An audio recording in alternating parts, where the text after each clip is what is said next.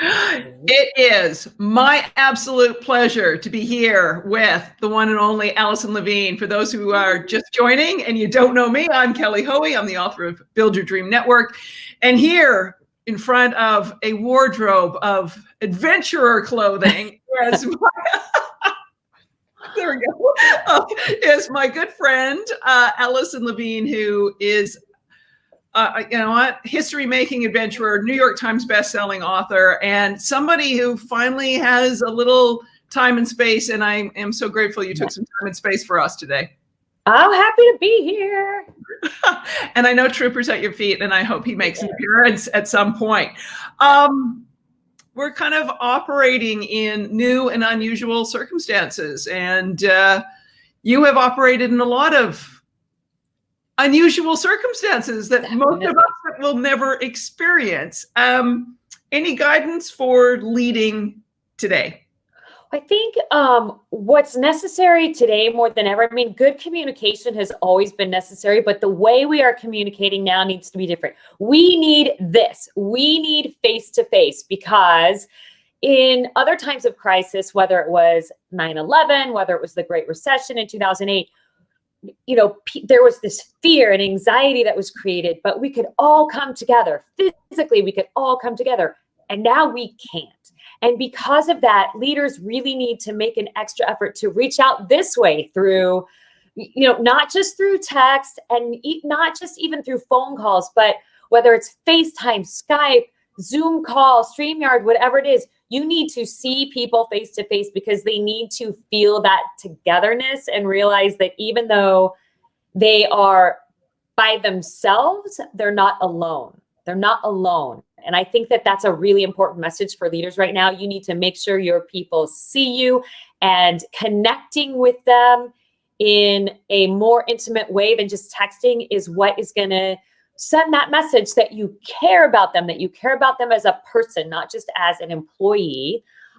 So this kind of thing is really important. Do it as much as you possibly can. And it's funny because before we were live, I was just complaining. I'm like, oh my God, I'm on these calls so much, but it really is important. Well, I would say it's one of those things. I would say the topics each of us talks about. Thank God people still don't get leadership or networking right, or you know, you and I would have to find new careers. Right. Oh yeah. Oh yeah. I thought of you this morning. Sorry, sidetrack, but I thought of you this morning because somebody connected with me. They, you know, reached out on LinkedIn and asked me to connect with them, and I did. And then they sent me a direct message and they said, "Can you tell me a little about yourself?" I was like, we just connected on LinkedIn. Like, you have so much information about me. Tell you a little about myself. I'm like, I don't know what this woman is after, but I just thought it was kind of funny. Can you tell me a little something about yourself? I'm like, can you read my LinkedIn page? I climbed a mountain, just. Well, it was such a vague. Can you tell me a little? I don't know. I was born in Phoenix, Arizona. I love dogs. I like college basketball. I like chocolate. It's such a vague question, it's a very broad question. Tell me about yourself. Well, and for someone who is busy and in demand, right. And then someone who can use a little break on requests on your time, the last thing anyone should do is reach out to you with a, hey, can you tell me, or hey, Alison, your career looks interesting. Can you tell me about it? It's like, why don't you read Alison's book? So I would love it though if someone reached out on LinkedIn and said like, oh, I saw you have a background in, adventure. You were the team captain of the American Women's Everest Expedition. I would love to hear a little bit more about those challenges. Something specific like that. I welcome that, but tell me a little about yourself is a terrible networking lead, and I think it's horrible. So I saw you, you worked in the healthcare industry for a little while. Like what were your biggest takeaways from that, or just something? Yeah. If you want to ask me something specific, I'd love to engage in that kind of dialogue, but I just think people do themselves a disservice when they come at somebody with, tell me a little about yourself. So anyway, no. I know that's your area of expertise, networking. So you know what, and like I said, I there's a part of me that like, oh, why can't people get this right? And then I'm sort of grateful that they don't get it right because it keeps me busy. Yes, but they don't get it right. And I was sort of thinking back on this and this interaction and what we're having and that staying in touch. I was thinking, we connected when you were preparing for Everest the second time. Yes. The second time. Yeah. Yes. Oh, I'm touching my face, but I'm at home and I wash my hands. But anyway, that was just another aside. Yeah, and we everything was, I want to say email. I think we had a couple of calls. I don't know if we did calls. No, we might have had email. Might have been email for a good time, but good chunk of time there, and then it was calls. But I think that's the other thing people don't realize. If you are genuine and authentic, considerate with people in the communications, you can ultimately get to like the face-to-face and a friendship.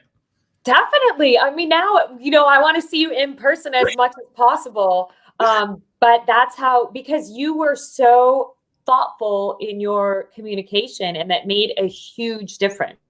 It makes people don't realize how important that is. That's why I recommend your book all the time to people who don't seem to know how to reach out in the proper way. Yeah. It's like, it is hard. We're humans. It's difficult. One of the stories you shared in my book, and I think it's an important one because, as part of what you need to get ahead, but in your case, it was also what you need to survive. Talk about the networking, the network building you used to do at base camp. Yes. So, when I get to base camp on any mountain, whether it was Mount Everest or any mountain I've ever been to, first thing I do when I get there is I talk to every other team that's there. And people make fun of me all the time, and they would say, "Oh, Alison, you're so social." And it's not about being social, okay? It's about the fact that, God forbid something should happen to someone on one of my teams, high up on one of these peaks. I need the people around us to want to help us, right? And you have a much stronger chance of that happening if you have good relationships in place with people before you need the help. When you need the help, often it's too late to reach out. So you want to have those strong relationships in place before you actually need the help. Oh my gosh, Tanker, my puppy just came tearing in here. I'm like, get out. Anyway, sorry about that. No. This is awesome. Bring on the dogs. What makes for viral video? Cats and dogs. Yeah. So anyway, I was saying, when you're in these extreme environments, which we are very much in one right now, you never know who you're going to need to call on for help at some point. So you want to have those strong relationships in place before you need the help, right? So for me, that's why I try to reach out to every other team that's at base camp to make sure I have these good relationships in place, because God forbid, if something should happen to someone on, one of my teams, I want the people around us to really feel a strong inclination to want to help us, because of course you want to help people you have a relationship with before you will go out of your way to help people who you have no relationship with. That's just human nature. Yeah, right. And you operated in extreme situations of that where, I look at mountain climbing now, and when we've had these incredible and unfortunate situations on mountains where people have been injured and died, where I'm like, people are like, "Oh my God, why didn't anyone help them?" And I'm like, well, there may be one reason they didn't get any help is in those situations, you could lose your life. Right. Obviously, you always want to try when you see somebody that's in need, somebody that's struggling, somebody that needs help. Obviously, you always want to stop and do whatever you can to lend aid to that person. But it's unfortunately not always possible. But whenever possible, of course, that's going to be your default. Of course, people are more important than getting to the top of a mountain. Yeah. Sometimes people don't realize that the person is in dire straits, that the person really needs help. Sometimes you might just think that a person is sitting on the side of the trail, taking a break, getting something to eat or drink, and you don't realize that they're in a tough situation. So for me, whenever I saw somebody stop, I would always ask them how they were doing. But the other problem is that your brain doesn't function normally at high altitude. So half the time people say, "Oh, I'm doing fine," and they're actually not. So you really have to pay attention to the people around you and what's going on around you. And I would say the same thing for right now. I know we're not all climbing Mount Everest right now, but again, we're in this extreme environment and everybody's trying to be brave and everybody's trying to keep going and everyone's saying they're doing okay, but please make the extra effort to check in with people because sometimes, oh yeah, I'm fine is just the default. But really, that's why this is important because people know that you care about them when you take the time to interact with them. So, you know, don't just text how you doing. Oh, I'm fine. Everyone's going to say they're fine, right? And maybe they're not fine. So dig a little bit deeper. These are the times where we have to dig a little bit deeper to make sure we know everyone's doing okay. Yeah. Yeah. Good. Outstanding point, as I expect from you. Did you have was there any leadership role models from that you know that we may not know of that you learned from and you can share with us? Yes. So one of my biggest leadership role models is an Australian polar explorer named Eric Phillips. He was the leader of my 2008 expedition, which was a 600-mile ski traverse from the edge of West Antarctica all the way to the South Pole. And he was an amazing leader because I trained as hard as I possibly could for this trip because that's just who I am. I'm always going to train hard. I want to show up. I want to be prepared. I aspire to be the MVP on every team. I really want to be the most valuable teammate that I can be. And I got to this expedition and we started skiing to the South Pole. And within a couple of days, I realized I was the weakest, slowest, worst person on the team because I'm small, I'm 5'4". I could not keep up with my teammates who were 6'2", 6'3", 220, 230 pounds, right? A foot taller than me and twice my weight because we were all dragging a 150-pound sled full of our gear and supplies.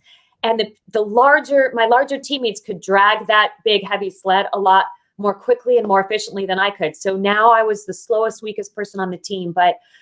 And I started to really beat myself up and I just assumed I was worthless to my team and I was a terrible team member and I assumed that nobody wanted me there and it shattered my confidence completely. But Eric was such an amazing leader that in a very sneaky way, he took weight out of my sled. He and one of my other teammates, George, this Canadian teammate, they took weight out of my sled. They made my sled lighter so that it was easier for me to drag across the ice and then I could go faster. And I knew what he was doing because even though he did it in a sneaky way, because I overheard him talking about it to my teammate, George, I overheard them in their tent talking about taking the weight out of my sled and helping me out. And to me, that just sent me this very strong message that he cared about me as a person, that he saw me as a valuable member of the team and that he wanted me to succeed. He wanted me to be able to feel like I was right there with the rest of the team, able to keep up. And he wanted us to all reach the South Pole together. And it was an amazing lesson because it taught me that everybody has their own strengths. So I just assumed because I couldn't haul the sled that I was a weak teammate. But what I could do is I could shovel snow. And this was important because at the end of the day, you ski for 12 or 15 hours, then you set up camp and you build your tent and you're not done after that. Then you have to build a snow barricade around your tent to protect it from the elements. And you dig up snow and ice and it's very exhausting and you're, using the snow shovel and you're building the barricade. And what I noticed was my taller teammates could not shovel snow as efficiently as I could. Because they were so tall, they were wrenching their backs when they were trying to use the short snow shovel. So it was really hard on them to shovel snow. Well, as a short person closer to the ground, I can use a short snow shovel a lot more easily than the tall people. So every night I grabbed that snow shovel and I built the barricade around Eric and George's tent because I wanted to find a way to repay them for taking the weight out of my sled. So I became the barricade builder and I was the best damn barricade builder on the team because I was shortest, lowest to the ground. So I could use the shovel. So it was a great lesson to me about everybody has their strength. Everybody has that sweet spot where they can really contribute. But if you are so focused on comparing yourself to other people in areas where they are strong, you may never uncover that area where you can really shine. So don't worry about competing in people. Don't worry about competing with other people in their areas of strength. Find your own strength, find your own way that you can shine, because everybody adds value to a team. Everybody. Oh my God. I love that story. And I'm so glad you shared that one. Like that whole piece of knowing, all right, they were doing that, I can do this. Yes. And the team, everyone brings a different strength to the team, and honoring that. Yeah. And right now, especially with homeschooling and things that are going on, you know, working parents that are juggling all these things, do not compare yourself to these other parents that are posting all these things about how productive they are and how creative they are and all these different things. I mean, sure, it's great to get ideas from other people, but whatever you are doing right now, you are doing it fine. You are fine. You are doing great. And don't feel like you are any less valuable to your team. All right. Your team might be your work team. Your team is your family. Your team is your friends. Your team is your community. These are all your teams that you are a part of. And do not feel like you are any less valuable because you feel like you're not doing something the same way or as efficiently or as quickly as someone else. You do you, and you're going to be just fine. And only because I have to ask, I'm sure you got an example of a woman leader who's been, or a woman's leadership example that you can give us. A woman's leadership example. Well, I would say for me, somebody that I look to as a great example of leadership, and unfortunately she is no longer alive, but it was a woman named Pasang Mamu Sherpa, who was the first female Sherpa to summit Mount Everest. And by the way, Sherpa is an ethnicity. People think Sherpa means carrying things up a mountain, but Sherpa is actually a specific ethnic group in Nepal. And Pasang Mamu Sherpa to me was a huge role model, because at the time when she climbed Everest, the government of Nepal actually did not let female Sherpas climb. They would let the male Sherpas climb, but they would not let the women climb. And Pasang Mamu Sherpa couldn't read, couldn't write, couldn't even speak the national language because she never went to school. But she fought the government of Nepal for equal rights for all women in that country. And for me, she's a role model because she proves to me. And by the way, so she in 1993 became the first female Sherpa to summit Everest. Unfortunately, died on the descent. But she proved to me that regardless of race, gender, socioeconomic background, you can change an entire country if you just have courage. That's all you need is courage. I mean, she is a perfect example of somebody that did that. And, you know, we're talking about courage a lot lately because these are kind of scary times with so many unknown factors out there. But I really want people to remember that you can be scared and brave at the same time. You can be scared and brave at the same time. So yeah, you've proven that. Thank you. I was hoping you would tell us that story. And as folks are sitting at home these days watching a lot of movies, the documentary that you were the producer of, can you give us the title? Oh, it's called the working title, it's just the working title is The Glass Ceiling. And if you want to check out a trailer online, it's theglassceilingmovie.com. So we have a trailer about the documentary of Pasang Mamu Sherpa's story. It's a fascinating story about what this woman went through. Okay, wait. I want to turn the tables for a second. Can I? You can do anything you want. You're Alison Levine. You can do anything. I want to turn the tables. What is the best networking tip you can give us for right now in this extreme environment? Give me one. Like, I know you talk about this is what you do. You tweet about it. You share it. I subscribe to your newsletter, which is fantastic. But if you just, for people that are maybe tuning in for the first time right now, give us what is a networking tip that applies more than ever right now in these remote extreme environments? No, you've hit on it before. It's like, be human. Yeah. Be understanding, be compassionate, be personal. This is not the time for facades. This is not the time for like mass spam emailing. This is not, I had an email the other day that was a Dear Kevin. Sometimes I get a Dear Jay because of my email address, but a Dear Kevin. But personalize and understand that some of this, like, you've got to put yourself in the shoes of the other person. Like, Right. we can all have our pretty little Instagram and show that we've got our sourdough starter and, whatever, but you don't know the hot mess that's people's lives, or whether they've got a family or they live alone. The stress isn't, because we all, as you have seen more than anyone else, we all react to situations in life differently. And someone may be thriving in this environment and someone else could be, in the fetal position. And so, you've just got to understand that other people operate differently. And if you get that mindset right, you will get your communications and your networking right. Yeah, that's a good one. That's a good one. I hope people keep that in mind right now. Oh, no, they won't. And then you'll hit them over the head with my book, and I don't support books, and that'll be fabulous. I know. I wish it weighed more. I wish your book weighed more. No, it's joke that I want to hit people over the head with Kelly's book when they show poor networking techniques. It just doesn't work the same way with a Kindle or an audiobook in terms of like the satisfaction of the. I know. I wouldn't hit them hard, but I feel like I just want to be like, see this book, like make it sink into your head. So if I just hit them like softly on the head with your book, I'm hoping all of the information in there will seep into their brain. It would be so good, so good. You know what I want to talk about? Wait, I know we sort of chatted on some topics before. You know what I talk about? Talk to people about how the heck you got a beer named after you. Oh,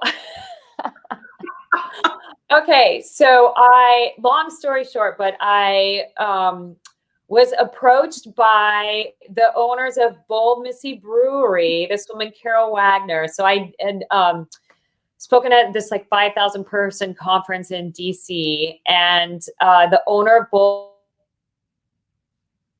she said, oh my gosh, I love your story so much. I want to name a beer in your honor. I was like, what? She said, yeah, I want to name a beer in your honor. She said, what's your favorite beer flavor? And of course, it's chocolate stout, because I love chocolate. So I said chocolate stout. And she said, okay. And so then we were brainstorming. She's like, we're just trying to come up with a name, something about Mount Everest, or I don't know. And then in my head, just the name popped into my head. And I said, because I knew they had Find a Way Wheat, which was named in honor of Diana Nyad. They Get Your Gun Golden Ale, named after Annie Oakley. Rocket Ride IPA, named after Sally Ride. And so then I just came up with Conquer the Route Chocolate Stout. So they loved the name. So they named a beer in my honor called Conquer the Route Chocolate Stout. But unfortunately, Bold Missy Brewery recently closed its doors, like so many other businesses right now. Yeah, but I believe they'll be back in some form or fashion. The Bold Missy brand will be back, but the brewery right now is no longer. Damn. That's what a lot of businesses right now, really small businesses, really having a tough time. Yeah, I've had a few conversations on that. I think also too, this is where I want to say leadership, individual leadership and individuals being able to make an impact and do something. This is where, as we sit at home thinking, what is the world we want to see when we step out? Right. And, right now, yes, it's convenient to order off of Amazon or whatever, but could you go and find that small business website? Could you order from them directly? Huge. It's like huge for these businesses. People have been in business for some companies for generations, some businesses that are going under, and that's what breaks my heart more than anything else. And I think, it is convenient. We're so used to convenience with Amazon. And I mean, look, I'll say Amazon has saved my butt a few times the past few weeks with things that I needed to get a hold of. But whenever possible, I really try to order from independent businesses and small businesses to keep that going. And those businesses appreciate it so much, and it has a huge impact for them. So whenever possible. Yeah, there's our PSA, and you know what? Yeah. And when Bold Missy is back, we want to know about it. I want to know about it. So yes, I mean, this woman, Carol Wagner, basically started a brewery and named all her beers after women, after bold women. It was awesome, and I really think she's gonna, she still owns the brand and all the assets that go with it, and I know she's planning to come back in another form or fashion. So I just love that she created a whole business around women, around strong women, and the message is about being bold, getting out there and being bold. And I think that's a great, talk about a business with a strong message behind it, and a business that can have impact with just its brand. I mean, we need more of those out there. Oh yeah. We need that role model. We need that one back. That has to happen. Yeah. Can you talk about one more thing from your book?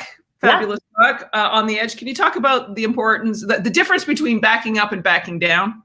Yes. So a lot of people think that when you climb Mount Everest, that you start at base camp and you climb to Camp 1, Camp 2, Camp 3, Camp 4, go to the summit. That is not how you climb Mount Everest. It is much more complicated than that. It's going to, first of all, take you about 2 weeks of hiking just to get yourself to base camp. Once you get to base camp, you have to spend a few days and nights there to get used to the altitude, because it's over 17,000 feet. So once you've been there for a few days, then you pack up your stuff, you move up to Camp 1, spend the night at Camp 1. And the next day, after you spend the night at Camp 1, you actually come back down to base camp again. Spend a few nights at base camp again, then you climb to Camp 1 again, and then you climb to Camp 2, and you spend a few nights at Camp 2. And then you climb back down to base camp again. So you keep going up higher, but then you come back down lower. And the reason that you have to do that is because you have to let your body get used to the altitude very slowly. It's this process called acclimatization. If someone were to magically drop you off on the summit of Mount Everest, if you could be dropped up there by a plane or a helicopter, something like that, you'd be dead in a matter of minutes. So you have to move up the mountain very slowly, just so your head doesn't pop off when you get to the very top. So, of course, it's very frustrating to be going, up and back down. So you move up slowly, but like the higher you go up on the mountain, the weaker your body becomes, because your body starts to deteriorate and your muscles are getting weaker anytime you're above about 18,000 feet, which is any camp above that base camp, right? So you go up and you have to keep coming back down so you can rest, recover, regain some strength, since your body is deteriorating when you're up high. So you have to keep coming back down low. So it's this up high, down low, go higher, come back down low, go back higher again, come back down low to rest and recover. So it's physically frustrating, it's physically demanding, it's psychologically frustrating, it's challenging in every manner, because you feel like you're not making progress. You feel like you're going in the wrong direction, because you want to be going this way to the summit, but you keep going this way to base camp. But what you have to remember is that even though you are going completely backwards, you're still making progress, right? Because you're helping your body acclimatize. And for whatever reason, we think that progress has to happen in one particular direction, but that's not the case. Sometimes you have to go backwards. So I just want to remind people that backing up is not the same as backing down, right? Backing up is not the same as backing down. And that is one of my best lines, by the way. So if you're going to remember anything from this broadcast, let's go with that. But remember that, right? Because progress can be defined in many different ways. And right now, a lot of people are backing up. They feel like they're starting over. They feel like they are losing ground. All of this is just making you stronger. So then next time you head up the mountain, you're going to be even better. Oh, such good advice. Because as you were describing, I'm thinking of all the number of people who may have had, put aside job loss. I was talking to some college students before jumping onto, this webinar today and StreamYard with these students, and they had, internships and things that have collapsed and gone away. And, and so right now they're like, oh my God, I'll take anything. And it's like, you know what? some of these things are going to build skill sets. And sure, it's not Yeah. that linear straight path to that dream career when you get out of college, but if you can gain a skill set here and you might for a few years have to cobble this career together to get forward momentum where you want to go. And you might have to do things that feel uncomfortable for a while, or things that you don't really like, but it builds character, it builds strength. You're going to get something out of it. And look, if you have a sense of humor, you can get through any kind of job. Seriously, keep that sense of humor. Laughter and sense of humor can get you through some pretty tough times. Oh, yeah. Okay, so if you could be magically transported to any mountain right now, which is the one you'd want to be climbing?